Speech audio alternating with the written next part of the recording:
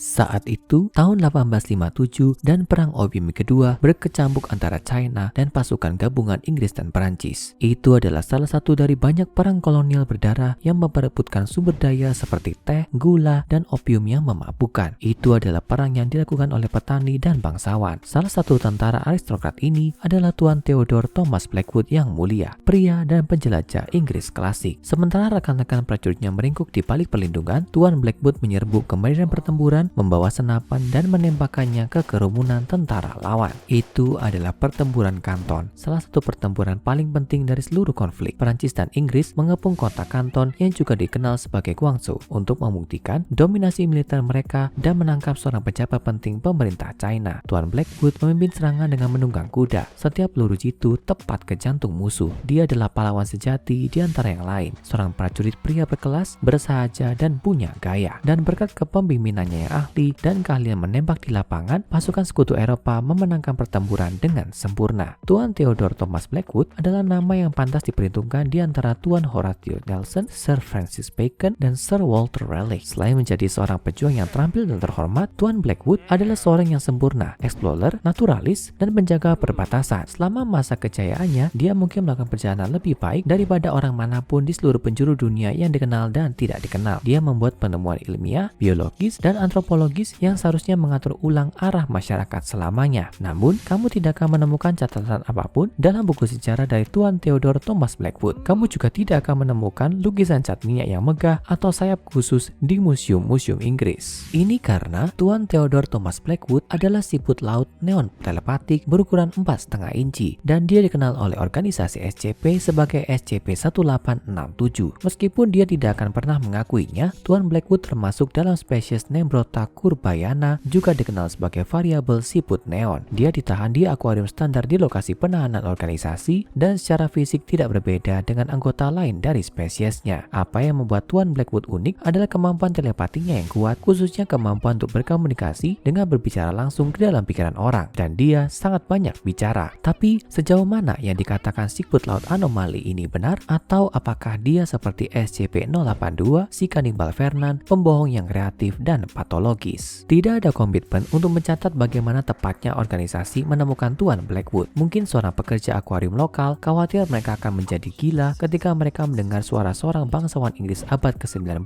teriang di telinga mereka setiap kali mereka membersihkan ganggang dari tangki. Mungkin Tuan Blackwood ditemukan oleh penyelam organisasi SCP yang terus-menerus menyisir lautan untuk mencari makhluk dan aktivitas anomali. Yang kita tahu adalah bahwa Tuan Blackwood adalah individu yang sangat aneh dan misterius. Dia mengklaim telah mengunjungi lokasi di seluruh dunia dan bertemu dengan masyarakat dan makhluk langka. Organisasi skeptis dengan sejumlah klaim Tuan Blackwood yang aneh karena dia adalah siput laut, tapi dia tampaknya memiliki pengetahuan untuk mendukung pengalamannya. Wawancara dengan Tuan Blackwood telah menunjukkan bahwa dia sangat berpengetahuan luas di bidang geografi, zoologi, botani, arkeologi, antropologi, dan linguistik yang berkaitan dengan wilayah eksplorasi yang diklaimnya, serta bidang yang lebih esoteris seperti mitologi yang tidak jelas, mistitisme, dan kriptozoologi. Dengan kata lain, jika Tuan Blackwood tidak melakukan petualangannya di seluruh dunia sepanjang sejarah, bagaimana dia bisa memiliki informasi yang sangat beragam ini? Organisasi semakin frustasi dan mulai menyelidiki lebih jauh kehidupan pribadi gastropoda yang paling menarik dalam penahanan. Tuan Blackwood saat diinterogasi selalu sopan dan bersahabat dengan staf organisasi. Dia tampaknya tidak menunjukkan pengetahuan nyata tentang fakta bahwa dia sendiri adalah siput laut. Dia menuduh orang lain gila atau mabuk ketika mereka membuka fakta itu kepadanya. Meskipun tidak ada cerita panjang Tuan Blackwood yang melampaui tahun 1910, dia menceritakan kisah-kisah fantastis tentang penjelajahan Amerika dan keterlibatannya dalam Perang Opium Kedua di pihak Inggris. Tentu saja, organisasi menginginkan bukti. Ketika mereka menekan Tuan Blackwood, sesuatu yang lebih aneh terjadi. Dia menyerah. Tuan memberitahu bahwa wawancaranya bahwa dia akan dengan senang hati menyumbangkan koleksinya kepada mereka jika itu memberi mereka alasan untuk mempercayai apa yang dia katakan. Dia memberi para peneliti organisasi yang bingung alamat sebuah pondok di Inggris di mana mereka dapat menemukan rahasia masa lalunya yang aneh dan misterius, dan agen lokal di daerah tersebut menindaklanjuti informasi tersebut. Setelah diselidiki, agen lapangan organisasi memang menemukan pondok yang telah ditentukan Tuan Blackwood. Pondok itu dirawat oleh seorang wanita yang sangat tua. Ketika ditanya tentang kehadirannya di sana, dia mengatakan bahwa dia menjaga rumah untuk Tuan Blackwood dan tidak memberikan informasi yang lebih berguna. Kebetulan, tampaknya tujuan tunggal inilah yang membuat wanita tua ini tetap hidup. Dia tiba-tiba meninggal karena gagal jantung 5 5 hari setelah organisasi menguasai pondok itu. Apakah ada sesuatu yang benar-benar anomali yang menyebabkan ini? Kita masih belum tahu. Pada awalnya, pondok itu tampak normal sampai agen lapangan menemukan ruang bawah tanah rahasia yang menampung koleksi Tuan Blackwood. Mereka kagum dengan apa yang mereka lihat. Ruang bawah tanah terdiri dari spesimen zoologi dan botani, lebih dari 3.000 artefak, perpustakaan yang berisi lebih dari 5.000 barang, dan laboratorium ilmiah tahun 1800-an yang berfungsi. Butuh sekitar 3 minggu bagi agen organisasi yang bekerja sepanjang waktu secara bergiliran untuk mengeluarkan semua barang dari koleksi misterius Tuan Blackwood, dan apa yang mereka temukan menimbulkan lebih banyak pertanyaan. Koleksinya termasuk tapi tidak terbatas pada 116